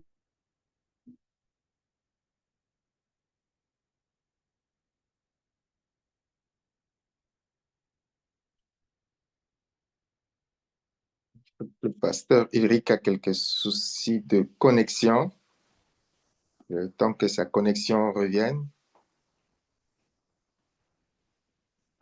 Le temps que sa connexion revienne, donc je reprends Vous la... comprenez? Donc, si Dieu n'est pas au début, Dieu n'est pas au milieu, Dieu n'est pas à la fin, il est difficile que vous puissiez vivre un mariage heureux. Voilà pourquoi, pour ceux qui nous ont suivis dès le départ, je dis à qui voudrait l'entendre, ne choisissez pas comme le monde choisit. Le monde aujourd'hui peut faire des choix fantaisistes. Le monde aujourd'hui peut faire des choix remplis d'intérêt. Mais nous, enfants de Dieu, en faisant un choix, pensons d'abord à notre relation avec le Seigneur. Pensons d'abord à l'œuvre de Dieu. Pensons d'abord à notre intimité avec le Seigneur. Et que quand nous choisissons une personne qui est soumise à Dieu, qui aime Dieu, qui craint Dieu réellement, c'est aussi aisé qu'une fois dans le mariage, cette personne-là sera cet homme-là qui va nous aimer aussi facilement comme nous le voulons, comme Christ a aimé l'Église. Et nous aussi, femmes, nous serons, ces personnes-là qui seront soumises pleinement. Donc, c'est aussi simple que ça. Et le choix nous revient parce que notre Dieu n'est pas un Dieu dictateur. Il nous laisse le libre arbitre. Et ce libre arbitre-là, il ne faudrait pas que ça devienne un libertinage pour nous, mais que nous apprenons à rester sur le chemin étroit et resserré, là où se trouve véritablement la bénédiction de Dieu. Amen. Il est important. Il est aussi important comme à souligner quelqu'un de passer par quelques cas pratiques. Est-ce que vous savez, je peux poser, pasteur Ulrich, il t'arrive bien de te soumettre à ta femme, non? N'est-ce pas? Oui. Ça, c'est une vérité. Lorsque vous prenez Éphésiens, chapitre 5, on a lu tout à l'heure le texte qui commence au chapitre 5, verset 22, qui parle du rôle de la femme, qui parle du rôle du mari. Éphésiens 5 à partir du 22 jusqu'à la fin. Mais il y a un verset, le verset précédent, qui n'est pas là par hasard. Éphésiens 5, 21, qui dit « Vous soumettant les uns aux autres dans la crainte de Christ. » Vous soumettant les uns aux autres dans la crainte de Christ. Ça revient, ça nous ramène à ce que je disais tout à l'heure. Souvent, on prend des versets bibliques, on les écarte, on les éloigne les uns les autres, et puis on prend un seul pour lui faire dire n'importe quoi, alors qu'il faut tout prendre ensemble. Il ne faut pas oublier que en étant dans le foyer, nous sommes et nous fonctionnons comme des chrétiens. Et c'est ça aussi parfois que l'on oublie. On oublie que nous, ce sont des chrétiens. Quand Dieu parle à l'homme, parle au mari, il est en train de s'adresser à des chrétiens. Et au verset précédent, il rappelle qu'en tant que chrétien, ma femme a le même Saint-Esprit que moi, le mari. A la même relation avec Dieu, c'est aussi un enfant de Dieu autant que moi. Et donc, dans ce sens, en tant que chrétien, il y aura des situations dans le foyer où le mari se soumettra à l'homme et où le mari se soumettra à la femme. Selon les cas de figure, selon certains choix, selon certaines décisions, il y aura et il arrive dans le foyer où l'homme se soumet à la femme, où c'est le frère dans le foyer qui est le mari se soumet à la sœur qui est dans le foyer, qui est l'épouse parce que elle, en cette circonstance, dans telle situation, a meilleure communication ou a meilleure relation avec Dieu, ou tout simplement a reçu la pensée de la situation qui est en face de nous. Rappelons-nous que l'homme a reçu la mission de Dieu, ce n'est pas la mission de l'homme, a reçu la mission de Dieu, comme on avait dit la dernière fois, et Dieu va envoyer la femme pour être l'aide semblable pour réussir cette mission. Donc, c'est la vision de Dieu que, donc, de façon complémentaire, la réussite de la vision, Dieu le donne de façon complémentaire à l'homme et à la femme lorsqu'ils sont dans le foyer. Et donc, Dieu équipe la femme et équipe l'homme pour respecter, honorer et réussir cette mission. Et donc, comme la femme est l'aide semblable, il y aura des situations dans le foyer où c'est la femme qui aura la révélation. Il y aura des situations où c'est le mari qui recevra la révélation. Et donc, partant de là, le mari qui est intelligent a compris que dans certaines situations, ce n'est pas lui qui aura la révélation du problème, de la solution ou des circonstances du foyer. C'est sa femme qui recevra. Et quand la femme va parler, ce n'est pas la femme qui parle, c'est l'enfant de Dieu qui a reçu pour le foyer. Et le mari doit avoir l'humilité pour reconnaître que là, c'est la pensée de Dieu. Je vais me soumettre, je vais le respecter. Oui, mais malheureusement, il faut beaucoup d'humilité pour ça. Il faut que l'homme soit vraiment dans l'humilité. Hein? Et oui, c'est vrai. Mais le pasteur Ulrich et moi va être d'accord. Et la plupart, ce que je dis là, je le partage souvent avec les hommes de Dieu. Et la majorité des hommes de Dieu reconnaissent, je le reconnais, Ulrich va le reconnaître, que dans la sensibilité spirituelle et dans le discernement qui concerne le foyer, que ce soit dans le relationnel avec les gens qui s'approchent de nous, dans beaucoup de choses dans le foyer, nos femmes voient plus clair que nous. N'est-ce pas, Ulrich? Amen. Et souvent, nos femmes disent, mais je ne t'avais pas dit. Je ne t'avais pas dit. Si les hommes, mari, époux, dans les foyers sont honnêtes, demandez-leur. Ils reconnaîtront que je parle là de femmes qui ont une vraie relation avec le Seigneur et qui ont compris le sens de l'intimité avec Dieu et qui veulent assumer leur mission en tant qu'épouses dans le foyer, qui veulent réussir dans leur mission. Et très souvent, nos femmes sont plus inspirées, qui voient plus clair, plus loin que nous, les hommes. Beaucoup de pasteurs le reconnaîtront. Et donc, on est obligé très souvent de se soumettre à la révélation, à la pensée, au choix, à la décision, à la proposition. La femme n'impose pas. Dis voilà ce que je pense. Et puis, tout c'est à toi, l'homme, de comprendre que là, c'est pas elle, c'est pas la femme en tant que telle, c'est l'enfant de Dieu, épouse qui est là. C'est elle qui est en train de me transmettre la pensée qui vient du Père. Je me soumets pour que ce qu'elle me dit soit fait pour le bien du foyer. Parce qu'on fonctionne pour le bien du foyer. Et très souvent, ben, nous les hommes, ben, on se soumet. Et pour le bien du foyer. Et souvent, lorsqu'on n'écoute pas certains avertissements de nos épouses, mais nous nous cassons la figure. Hein? Et tout simplement, apprendre à reconnaître la part aide semblable de l'épouse dans le foyer. Je parle pour nous les hommes, aide semblable. Ce n'est pas parce que tu es le chef de la femme que tu recevras 100%, comme je l'ai dit, 100% des révélations qui concernent le foyer. C'est faux. Si la femme est aide semblable, ça veut dire qu'elle est dépositaire de 50% pour le bien du foyer, comme toi, en tant qu'aide semblable, tu es dépositaire de 50%. Et toi, l'homme, en tant que chef, tu dois être capable de discerner, d'écouter. Moi, j'ai été manager, j'ai été directeur, nous le savons, ceux qui ont des responsabilités au niveau de leur travail, ils savent qu'il y a des moments où tu as beau être PDG, tu as beau être directeur, mais ton employé qui gagne moins que toi, et dans ce qu'il est en train de dire, il a raison pour le bien de la boîte, pour le bien de mon département.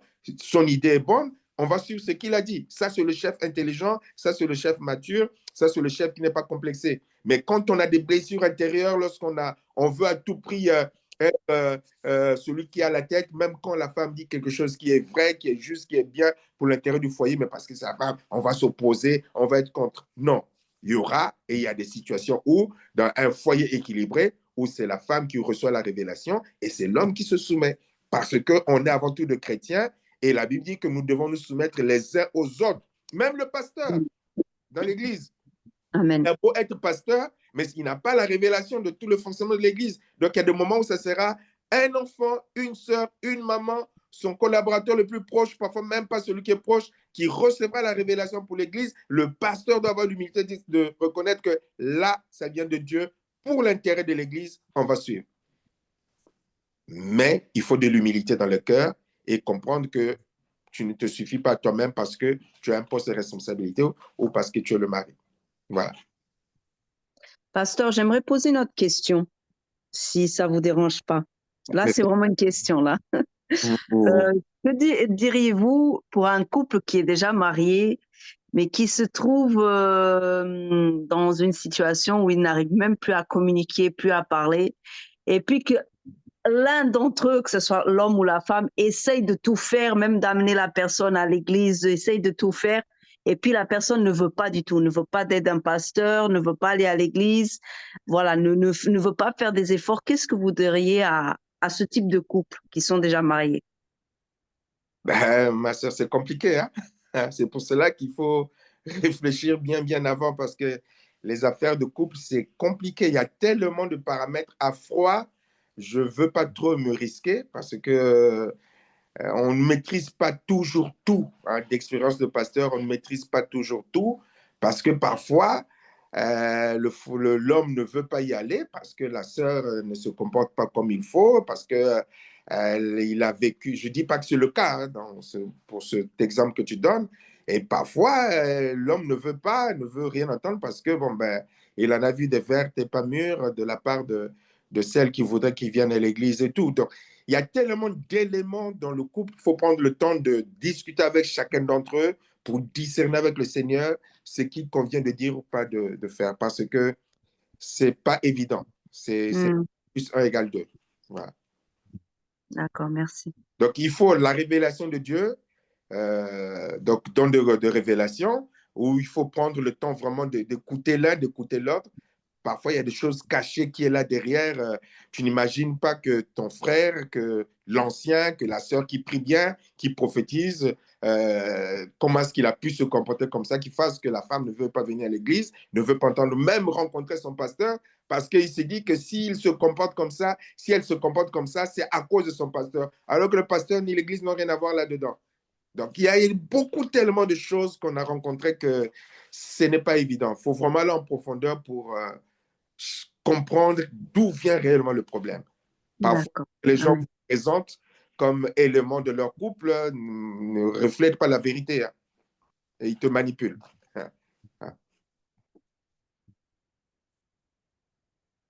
Pasteur Ulrich, si tu es toujours connecté. Oui, je suis là, je suis là. Tu es d'accord avec moi que parfois les gens, et souvent, ne nous disent pas la vérité, ils nous cachent des choses pour, de leur responsabilité, et puis ils cherchent à te manipuler. Donc, il faut prendre le temps d'écouter les deux pour... Très d'accord. Voilà pourquoi en fait je dis que dans la gestion d'un couple ou même dans la résolution même d'un conflit dans un couple, il faut éviter en fait de donner 70% ou le 100% à une seule personne. C'est-à-dire que ce sont deux personnes qui sont dans le mariage. Donc, il faut savoir se remettre en cause. Et là, vous venez de souligner quelque chose de tellement important parce que c'est vrai qu'il peut y avoir des fois, il peut y avoir des histoires dans le foyer, mais si l'autre ne veut rien entendre, c'est-à-dire d'abord, il faut repartir à la base. Qu'est-ce qui a pu bien déclencher cela? Voilà, quelles étaient les causes qui ont pu bien faire naître cette froideur-là dans le foyer? Et chacun de son niveau doit se mettre, je vais dire, en cause. Et ce qu'il est important de savoir, beaucoup aiment régler les problèmes à chaud. Parfois, il faut prendre son calme, il faut prendre le temps d'analyser, il faut prendre le temps de passer au peigne fin, une mauvaise parole, tout ce qui a été fait, tout ce qui a été dit. Et là, si on est sincère vis-à-vis de soi-même, on verra là où est né le problème, là où est quitté le problème, on se remet en cause, on se parle véritablement, on s'excuse, on se pardonne mutuellement s'il faut le faire, et puis on essaie de régler l'affaire en fait. Voilà. Mais malheureusement, dans des couples chrétiens, beaucoup veulent avoir les 100% de la raison, ce qui est anormal, ce qui est injuste et ce qui fait perdurer encore des problèmes en emploi fini dans les foyers. Il faut se remettre en cause, il faut vraiment faire un feedback dans sa relation avec le Seigneur et voir vraiment là où on a déconné. Et si on est vraiment mature, si on est vraiment sage, on saura là où on a mal fait, on va vers l'autre, on s'excuse, on va vers l'autre, on lui tient par la main et on lui dit vraiment pardonne-moi et qu'aujourd'hui je prends de nouvelles résolutions de changer et les choses iront dans le bon sens. Voilà. Donc si on n'apprend pas à se remettre en cause, si on n'apprend pas à être rempli d'humilité surtout, c'est difficile qu'on arrive à régler ces genres de situations-là. Voilà. Parfois, on peut indexer l'autre, mais ça se trouve que c'est notre attitude qui fait que peut-être l'autre n'a pas envie de changer, l'autre n'a pas envie de réaliser même, je vais dire, ce désir-là de devenir une personne nouvelle pour que les choses marchent encore à nouveau. Voilà. Donc, il faut aller simplement aussi devant la face du Seigneur et être à même de dire, Seigneur, s'il te plaît, si c'est moi la cause, si c'est moi la base, ouvre mes yeux sur l'attitude qui a été mauvaise, la parole qui a été mal dite et moi, tout de suite, en fait, j'irai régler la chose. Voilà, ça me rappelle voilà, ces deux personnes-là qui priaient. Et l'autre dit, écoute, je jeûne 2 fois la semaine, je fais tant, je fais tant, je fais tant. Et l'autre n'a pas pu regarder simplement les cieux pour dire, Seigneur, je reconnais que je suis pécheur, aide-moi. Donc voilà, dans le foyer, si on n'arrive pas à reconnaître ses erreurs et qu'on se dit, écoute, j'ai raison totalement et que c'est à l'autre de faire le premier pas, il va sans dire que les choses ne vont pas dans le bon sens et c'est le foyer qui prendra un coup. Voilà, un peu ce que je voulais dire.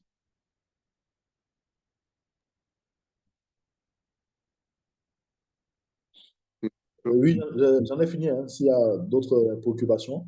Oui, je voudrais rajouter, il y a la sœur Ariane qui dit, il y a d'ailleurs peu d'hommes dans les participants. Ouais, effectivement, mais c'est là le vrai problème sur lequel le pasteur Ulrich et moi insistons. C'est ça le vrai problème.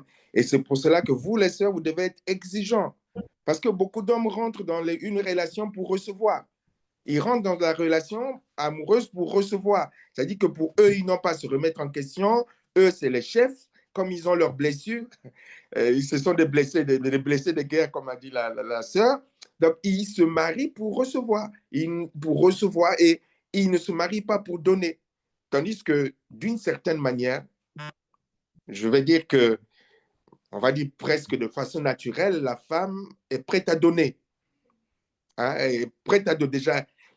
Elle aime, elle a cette disposition à donner, peut-être pas 100%, on va dire 99%, mais en tout cas, il y a cette disposition. Mais les hommes, on voit qu'ils rentrent dans une relation pour recevoir.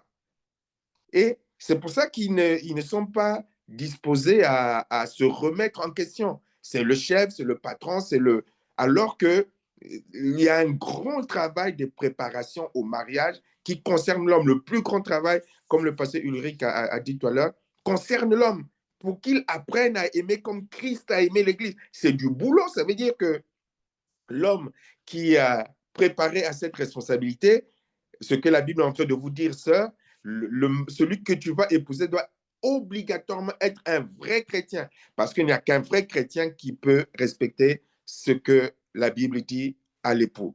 Aimer comme Christ a aimé l'Église, ça dit qu'il va comprendre, qu'il doit comprendre l'amour inconditionnel de Jésus, il doit comprendre l'amour fou de Jésus, il doit comprendre que cet amour fou de Jésus le conduit à vouloir le bien de l'Église, le bonheur de l'Église avec patience, avec compassion, avec investissement. C'est-à-dire qu'il a la révélation de l'amour de Dieu, l'amour du Père. Il a la grande révélation. Sans cette véritable conversion, ce n'est pas parce que quelqu'un va à l'église, hein. Ce n'est pas parce que quelqu'un va prier, ce n'est pas parce que quelqu'un se dit pasteur. Il y a des pasteurs qui ne connaissent pas l'amour de Dieu. La preuve, c'est qu'il y a beaucoup de faux pasteurs qui n'accomplissent pas la mission pastorale. Donc, les sœurs, soyez rigoureux. Ce n'est pas parce qu'il dit qu'il t'aime, ce n'est pas parce qu'il va à l'église, ce n'est pas parce qu'il prie, ce n'est pas parce que matin, midi, soir, il est proche du pasteur. Je vous ai donné cet exemple de celui qui est proche du pasteur, qui voulait d'une sœur.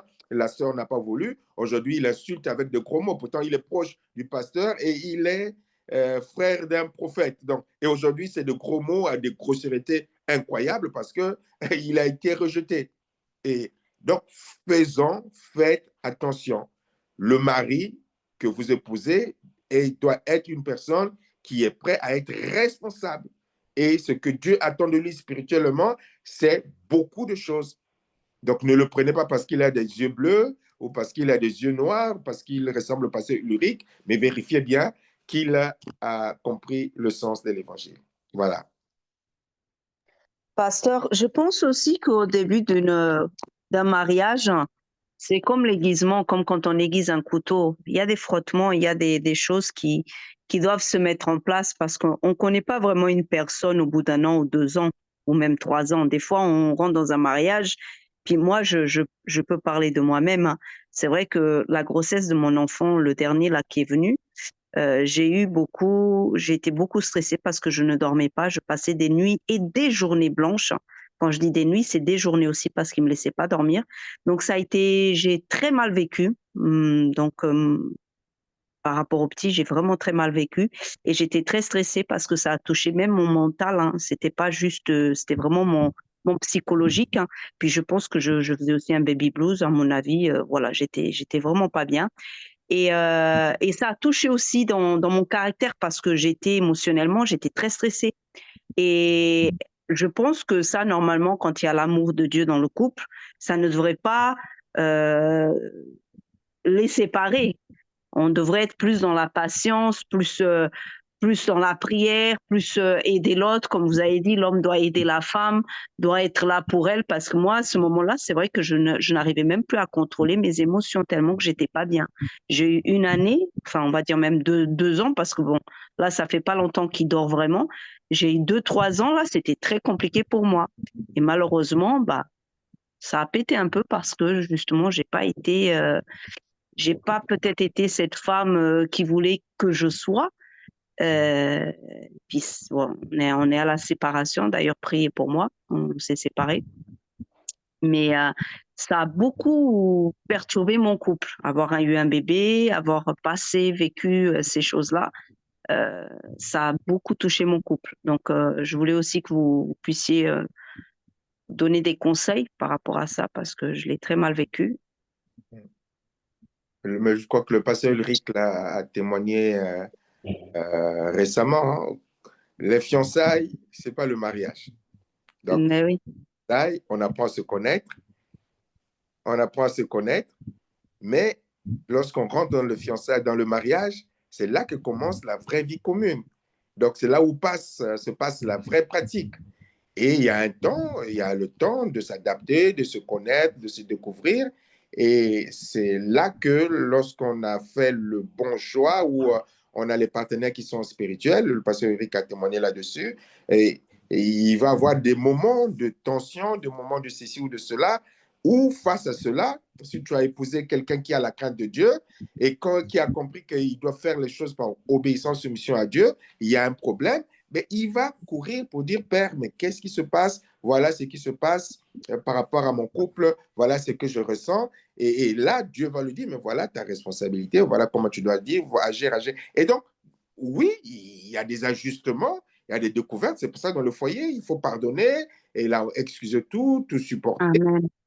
On apprend à se connaître et puis les caractères, au fur et à mesure, se confrontent. Après, au fur et à mesure, ça se polit et on apprend à se connaître. Oui, et ça s'étire. Après, c'est les réactions face à ce que l'on découvre qui feront que la réaction, si elle est spirituelle, où on va demander l'aide à Dieu pour réagir spirituellement, pour demander pardon, pour être humble, pour reconnaître ses erreurs, et puis on revient, comme je l'avais témoigné dernièrement, dans la bonne attitude. Hein, lorsque je disais que dans notre foyer, par exemple, au début du mariage, c'était ça. Dès qu'il y avait, Michel et moi, on n'a pas vraiment eu de conflit, presque pas de disputes depuis qu'on est mariés, mais il y avait des moments où il y avait des frottements, des situations où moi, j'étais plutôt tendance rancunier, en tout cas ronger mon os. Et Michel, c'était pas tendance à ranger son os. Tout de suite, elle venait, comme si de rien n'était, parler naturellement. Voilà, comme chacun a la crainte de Dieu, elle avait cette facilité. Et face à cela, je suis obligé moi aussi de m'adapter. On se corrige, on se corrige, on se corrige. On se découvre dans le foyer. Mais après, on se corrige pour apprendre à réagir spirituellement et non pas charnellement. Voilà. Dans les exemples que le pasteur Ulrich a donné tout à l'heure par rapport à la soumission, par rapport à l'amour, des choses qui peuvent arriver dans le foyer, voilà, on réagit en tant qu'enfant de Dieu. Voilà. Tu ne vas pas dormir avec un djinn parce qu'il y a eu ceci. Tu ne vas pas refuser de manger parce qu'il y a eu ceci. Mais tu apprends à t'ajuster, à te corriger. Et tu découvres aussi que parfois, tu as des sentiments qui ne conviennent pas à Dieu. Ça se corrige. Mais en allant vers Dieu, par obéissance à Dieu. Mais si dès le départ, tu n'as pas fondé les préparatifs du foyer dans ces dispositions-là, celui qui a l'habitude de réagir charnellement réagira charnellement, insultera, tapera, frappera. Il ne pardonnera pas Voilà. aussi. Voilà. Ok, merci. Oui, le djinn souffre. Ah là là. J'ai dû voir quelque part dans un commentaire une soeur qui disait le mariage est compliqué. Non, j'ai envie de répondre non, en fait. Le mariage n'est pas compliqué. Ce sont des personnes qui sont engagées dans le mariage qui sont compliquées. Dieu est un père bienveillant qui sait donner de bonnes choses à ses enfants. Et Dieu ne donnera pas quelque chose qui sera une occasion de chute pour ses enfants. C'est-à-dire, le mariage est une institution. Et nous, quand nous entrons dans le mariage, comment est-ce que nous traitons notre cœur? Ou avec lequel des cœurs nous entrons dans le mariage? Si nous avons un cœur qui est prompt à la colère, un cœur qui est prompt, je vais dire, au désir charnel, un cœur qui est prompt à se défaire de l'obéissance à la parole de Dieu quand ça ne va pas, c'est difficile que le mariage soit un succès pleinement pour nous, enfants de Dieu. Entrons dans le mariage avec un cœur d'enfant, avec un cœur comme Dieu le veut. Et quand nous entrons dans le mariage et que, comme le pasteur l'a dit, nous savons que nous sommes une seule chair et que ce soit l'obéissance, que ce soit la soumission, que ce soit l'amour, chacun sait donner de sa part pour la réussite de ce mariage-là, les choses iront dans le bon sens. Voilà, moi j'ai envie de vous donner un exemple, de faire une illustration rapidement. Regardez un couteau qui est posé sur une table. Ce couteau-là ne pourra blesser personne.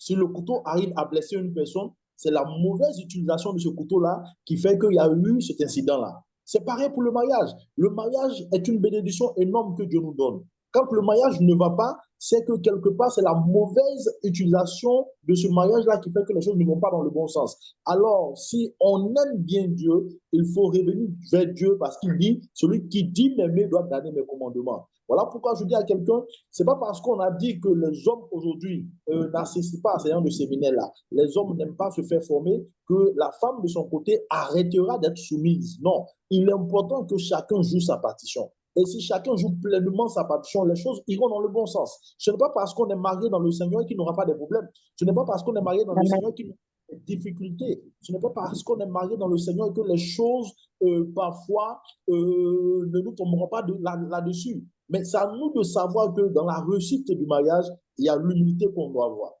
Il y a la douceur qu'on doit avoir. Il y a la manifestation du fruit de l'esprit qu'on doit avoir. Et chacun des conjoints doit travailler à cela. Voilà pourquoi je disais dans mon intervention, arrêtons de regarder dans le plat de l'autre. Qu'est-ce que l'autre n'a pas fait? Qu'est-ce que l'autre n'a pas porté à la table? Qu'est-ce que l'autre n'a pas donné? Nous contentons-nous d'obéir pleinement à Dieu. Voilà pourquoi pour ceux qui m'ont suivi, j'ai donné l'exemple d'Abigail. Abigail pouvait aller voir son mari, lui dire, écoute, tu es un fou, tu es un méchant, tu es un sauvage. Comment est-ce que tu n'as pas pu donner quelques pains à David avec tout ce que tu avais là? Mais elle a laissé son mari de côté et elle s'est précipitée vers David. Donc, précipitons-nous à régler le conflit, précipitons-nous à nous humilier, précipitons-nous à jouer pleinement notre rôle. Et j'ai envie de dire, c'est à Dieu de juger. Si Dieu estime que tu te donnes tant dans ton mariage, que l'autre en face ne se donne pas tant, c'est Dieu même qui se levera et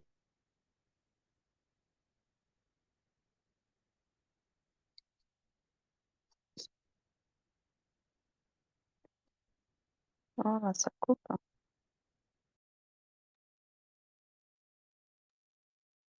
Ça va revenir. Ouais. C'est chez eux, ça, non? laissons Okay. certaines choses tomber et sauvons les meubles, afin que nous soyons des modèles partout où nous passons. Parce que si nous échouons dans notre mariage, non pas à cause, je vais dire, de l'adultère, comme est mentionné dans la Bible, mais si nous échouons dans notre mariage à cause de la colère, à cause, je vais dire, d'une attitude qu'on n'arrive pas à gérer nous-mêmes, nous ne serons pas en train d'obéir à Dieu et cela, ce n'est pas un bon témoignage pour l'Église. Voilà, comprenons cela comme ça. Amen. Bon, ben, merci pour tous les commentaires que vous avez pu écrire qui nous encouragent tous. Donc, on va enregistrer, on fait l'émission enregistrée et sera partagée.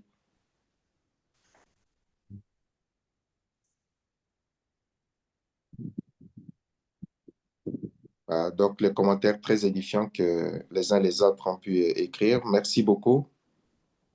Merci. Que le Seigneur donc nous bénisse et nous allons donc mettre fin à la réunion ce soir. Le mariage est une bonne chose, mais que l'homme souvent complique. Soyons des bons chrétiens, ayant la crainte de Dieu et on réussira. Et on arrivera à surmonter les difficultés que nous rencontrerons. C'est normal. Hein. C'est deux personnalités, deux éducations, deux schémas différents, deux personnes avec des blessures différentes. Donc, on se découvre dans le mariage, mais comme on est des enfants de Dieu, on apprend à pardonner, à supporter, Amen. à se connaître et finalement, on finit par être heureux et épanoui comme le Et pasteur. pasteur, pour avancer, il faut être deux parce que si on a qu'un qui veut et l'autre veut pas, c'est pas possible, on peut pas avancer. Ça, tout à fait. C'est pour ça que je parlais tout à l'heure des deux pieds. Si les deux pieds ne fonctionnent pas, aucun mariage, comme je l'ai dit tout à l'heure, hein, le mariage fonctionne avec bonheur lorsque la femme est soumise et que l'homme aime. On ne peut pas bâtir un foyer heureux en disant seulement la soumission ou en disant seulement l'amour. Donc, il faut les deux. Dans la Amen. volonté de Dieu, les deux avancent ensemble parce qu'on est une seule chair. Là, le foyer va tenir. Sinon, c'est la catastrophe. Ce n'est pas possible. À la longue, ça devient compliqué. Et là, le foyer devient un lieu de prière et d'intercession, alors que le mariage peut être une source de bonheur magnifique, extraordinaire, comme nous l'avons vu la dernière fois. Bon, nous bénissons le Seigneur et nous allons donc terminer par la prière. Je vais laisser le pasteur, tiens, notre sœur Da Silva, qui est bien intervenue, Natalia. Tu veux bien prier pour la fin, Natalia? Oui, je veux bien. Merci, Papa. Seigneur, merci pour cette parole qui a été semée dans nos cœurs. Seigneur, qu'elle puisse porter du fruit dans nos cœurs, Seigneur, parce que nous avons besoin de toi. Nous avons besoin, Seigneur, d'être guéris pour entrer dans un mariage épanoui. Parce que, Seigneur, nous ne pouvons pas donner ce que nous n'avons pas reçu de toi. Alors, Père, que tu continues à nous transformer, à nous modeler selon ta volonté, Seigneur, et que tu puisses nous donner chacun de nous, Seigneur, le discernement spirituel afin de choisir celui qui sera compatible avec nous, Père. Parce que c'est toi, Seigneur, c'est toi qui sais toutes choses, qui connais le futur. Alors, Seigneur, nous te remettons nos projets, nous te remettons ces projets de mariage pour les frères et sœurs, pour ceux qui vivent, Seigneur, des séparations, ceux qui, Seigneur, sont en train de vivre des choses difficiles, que tu puisses les fortifier et les conduire, chacun de nous, chacun d'eux, que tu puisses bénir tous les mariages, Seigneur, qui sont à ta gloire, que tu puisses bénir les pasteurs, Père, et que tu puisses conduire chaque chose, chaque parole, chaque étude que tu mets dans leur cœur, que tu puisses les conduire, Seigneur, à chaque instant, et que tu puisses former des hommes remplis de l'esprit, remplis de l'amour de Dieu, que tu puisses, Seigneur, inviter tous les hommes à écouter ta parole, à être formés par toi, pas seulement par la lettre, mais par ton esprit, que tu puisses, Seigneur, vraiment les conduire, les remplir de ton amour, et que tu puisses, Seigneur, vraiment faire ta volonté dans chacun de nous. Merci pour cette soirée, Père. Merci pour cette communion fraternelle. Merci pour chaque parole qui est sortie de leur bouche, Seigneur. Et nous croyons qu'elle a déjà accompli son effet parce qu'elle ne revient pas à toi vide, mais elle a déjà accompli. Merci, Papa. Merci, Seigneur. Amen. Amen. Bonne Amen. soirée. Bonne soirée à tous. Dans la Bonne soirée à tous. Que Dieu nous garde. À vendredi prochain. À vendredi. Bye bye. Bye bye. Bonne soirée.